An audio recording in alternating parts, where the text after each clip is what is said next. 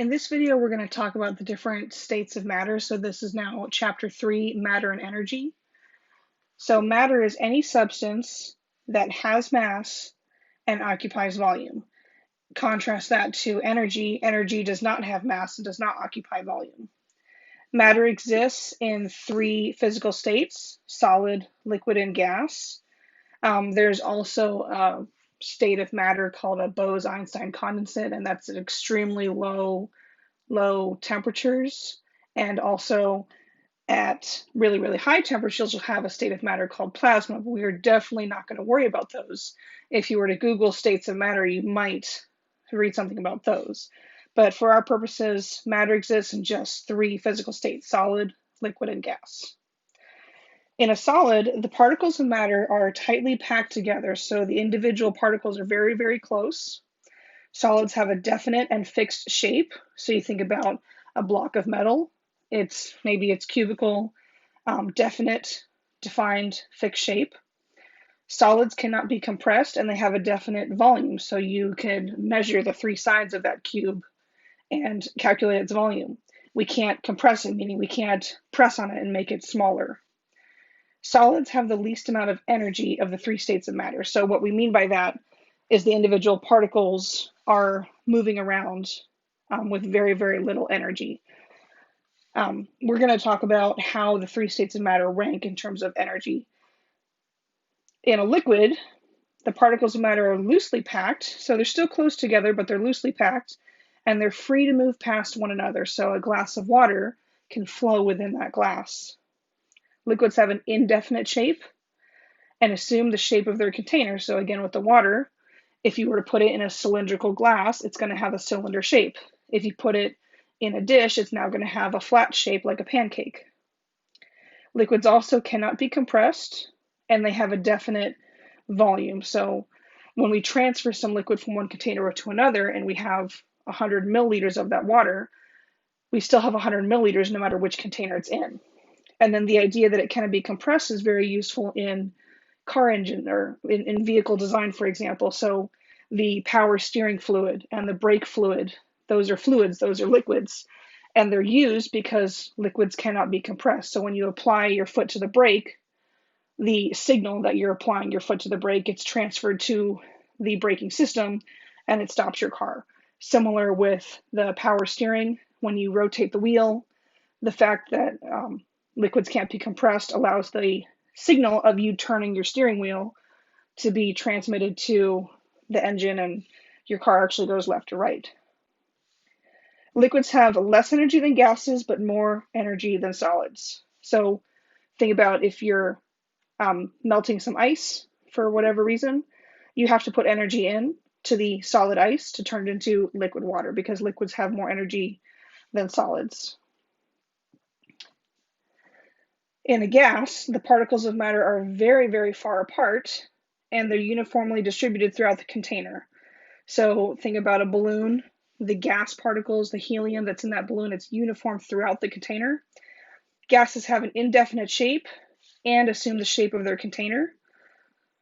So the gas in your balloon, it's going to be shaped like the balloon if it's in a balloon. If you have gas that you pump into a rigid box, it's going to have the shape of that box. Gases can be compressed, and they have an indefinite volume. So one example of compressing gas in everyday life, whenever you go to the movie theater or a fast food restaurant and ask for a soda, they put CO2 in those drinks. That CO2, that carbon dioxide gas, is shipped to the restaurants in containers where it's been compressed. It's under high pressure for shipping, and then when they release it to the container, when they release it from the container to make individual drinks for you, the gas is being released and it mixes with your liquid, whatever you're getting, soda, Pepsi, or Sprite, or whatever. The gases are compressed for shipment, and then it's uncompressed as they make your drinks. Gases have the most energy out of all of these 3 states of matter, so the particles are moving around the fastest. They have more freedom to move around. So here we've got some particle diagrams just to represent the 3, and this is a summary of what we just talked about. So solids, fixed shape, fixed volume, negligible compressibility. And they say negligible we said they're not compressible, but this says negligible because actually like in the center of the Earth, the solids are being compressed, but that's starting to get into like geologic earth science, and that's not what this class is about. Liquids, variable shape and fixed volume. Gas, variable shape and variable volume. And here we've got 3 examples of solid, liquid, and gas, so that everyone's familiar with. Solid ice cubes, so these are all representing water, which the molecular formula for water is H2O, 2 hydrogen atoms and 1 oxygen atom. And this is how we normally draw them. So the little red circle, and then 2 white circles. That's how they're normally drawn in textbooks, where red represents oxygen, white represents hydrogen. And then in these particle drawings, we're kind of showing what they look like when we're really, really zoomed in. So here, notice the irregular structure of the ice crystals. So the water molecules are in a fixed arrangement. They're not free to move very much. We even have a very regular arrangement. And you can see they're like little 6-sided circles with holes in the middle. So the particles are not free to move about because they're in that rigid arrangement. For a liquid, they're still close together, as you can see, but now they're free to move. And then with the gas, and they've even got it drawn kind of showing a little bit of a blur, but the idea behind a gas is the particles are moving very, very quickly. There's more space in between them, and they have a higher energy. So over here, it's low energy, and here it's high energy. Now, regarding changes in physical states, most substances can exist either as a solid, liquid, or gas. Some substances won't exist as a liquid at room temperature. They'll only be a solid or a gas, but pretty much most, if not all, substances can exist as one of these 3. Water exists as a solid below 1 degree Celsius, which in Fahrenheit is 32, so the freezing point, and then a liquid between 0 and 100, and a gas above 100. So in Celsius, that's 202 Fahrenheit, 212.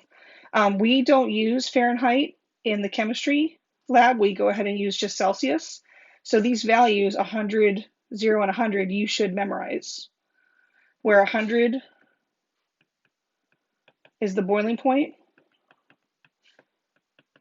of water, and 0 is the freezing point. If you are not familiar with these already, you should memorize these. We're not going to be using Fahrenheit in the chemistry lab, although you might see it. We don't traditionally use it.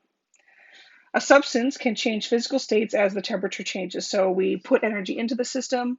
We can boil water and turn it from liquid to gas, or we can take energy out of the system and turn liquid water into ice, for example. When a solid changes to a liquid, the phase change is called melting. So everyone's familiar with ice melting, but we can melt other substances. Essentially anything that's in the liquid state, we could give it some energy and melt it, or anything that's in the solid state, we could turn it into a liquid state by putting energy in and melting it. A substance melts as the temperature increases. So with these phase changes, melting, freezing, boiling or vaporization, and then also condensation, I just always think back to water. That's a classic example that everyone's familiar with.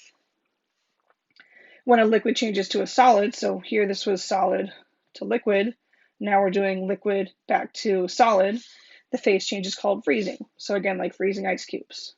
A substance freezes as the temperature decreases, as we remove energy from the system.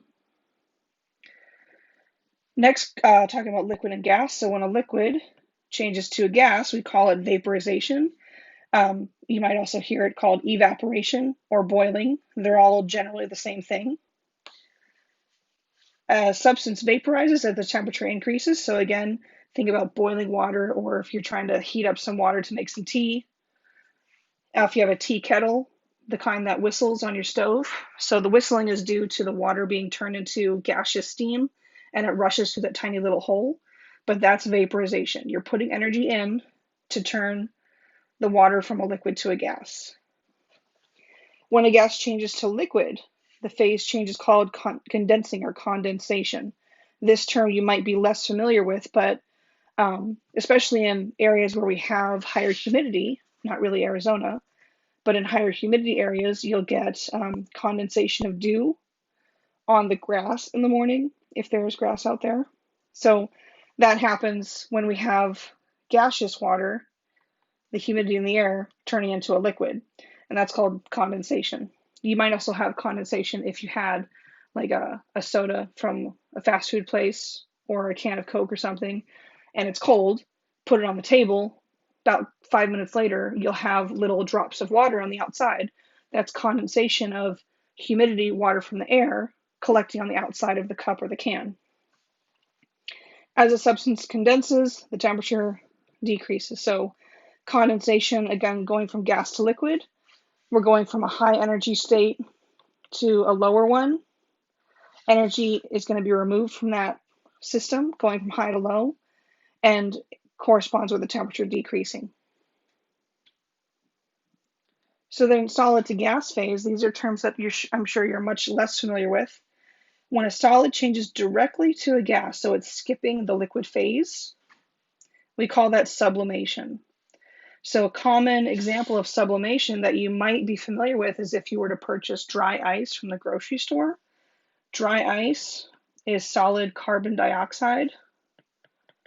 And if you have done that before, you notice that it goes straight to a gas. So it starts giving off this vapor immediately after you take it out of the freezer at the front of the store.